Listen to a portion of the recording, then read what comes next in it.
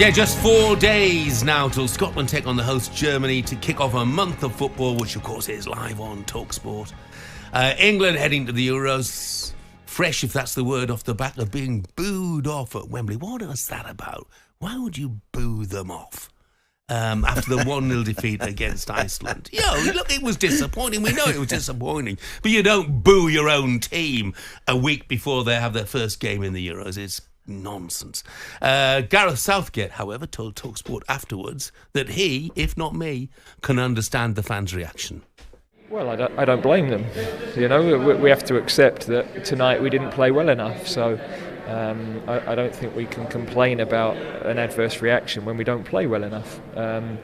What we have to do internally is stay calm. There's lots of reasons for the performance. There are things that we have to learn from and get better. It's a reminder that everybody's saying, we're going to walk to Germany and walk off with this trophy. It's going to be unbelievably hard to do that. You have to have every part of your game right. Mentality has to be right. Character has to be right. We stay calm after tonight, but we know the level has to raise. You're naturally disappointed. And it was a disappointing night, Andy. How much should we read into it? I don't think you can read massive amounts into what happens a week before a major tournament. I don't think you can. I think, look, there were a few possibles and probables with regards to that team that started. I mean, obviously Bellingham is going to come back in. No question. His impact will be significant when it does. I'm still not convinced about whether it's two in the middle of the park. I still think England might be better served with just Declan Rice there. I really do. I don't think, Jeff, England are going to win this tournament playing risk-free football. I think they are going to have to be a team that's brave enough to get up on the halfway line and defend there, those boys at the back, when they have to, and that back four isn't perhaps as solid when you just look at it and analyse it in terms of everything than what perhaps some fans thought they might be getting. I would go with just Declan Rice and then let the forward players go from there and keep your fingers crossed that that's going to be enough to win your matches. I thought they were particularly poor when they lost possession, and Iceland were able to play through them and around them very quickly and quite easily. So that's got to...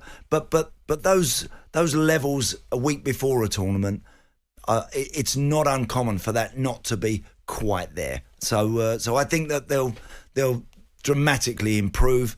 But as Gareth just said there, it ain't going to be straightforward, and they're going to have to play a lot better than that. Yeah, for people pressing the panic button now, take a look at France. 0-0 at home to Canada. There you go. Last exactly. night. It's what happens, isn't it? Yes. The former England skipper, Stuart Pearce, joined the warm-up on Saturday.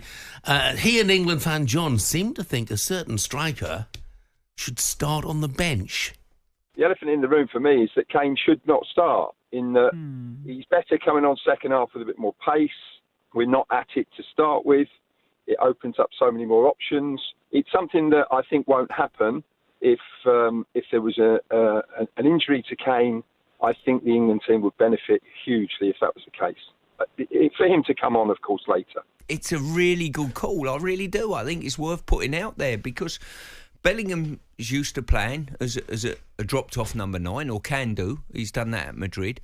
I wouldn't be bold enough to leave Harry Kane out, but sometimes things fall into place in certain tournaments and you never know. Stuart, it's not a really good call. It's garbage. Absolute garbage. Harry Kane is and will be the first name, near enough the first name, on Gareth's team sheet, and rightly so. Yeah, no, look, he is, and he's had an exceptional season goals-wise. Just 44 goals for Bayern, you know. If you're the sort of striker as Harry is, Harry's not Grease Lightning. He's not Mbappe. He's not going to glide past people with the ball at his feet very easily.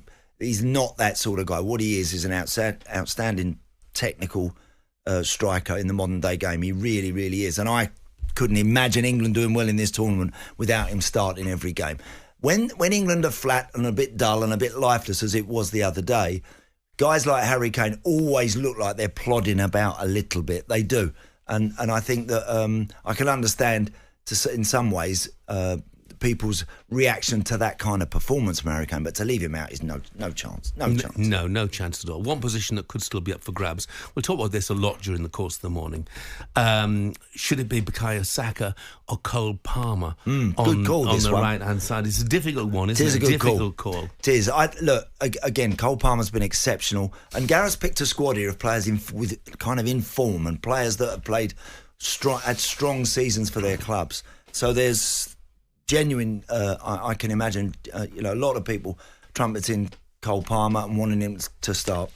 I think Bukayo Saka in a wider area offers a little bit more natural width, and I would go with him. I don't think Bukayo was quite as consistent performance-wise for Arsenal, and his levels have been amazing over the last couple of years. Not quite as strong as perhaps he has had towards the end of the season, but nonetheless, I would definitely start him. Yeah. 03717 223344. We're taking your calls. Cole Palmer or Bukayo Saka, who should be starting? How confident are you that this England side can still win the Euros? Give us a call on that. I just want to say, echo what Tony, who's a regular contributor, the Liverpool fan, has said this morning, 6:14. Hi lads, let's pray for Alan Jockey Hansen today. Indeed. The greatest defender of his generation. And you wouldn't get many arguments with that. Man before his time, Rolls Royce of a defender for Liverpool, that's for sure. talkSPORT Breakfast, waking you up Monday to Friday morning from 6 a.m. on AM, on DAB, via the talkSPORT app and on your smart speaker. talkSPORT.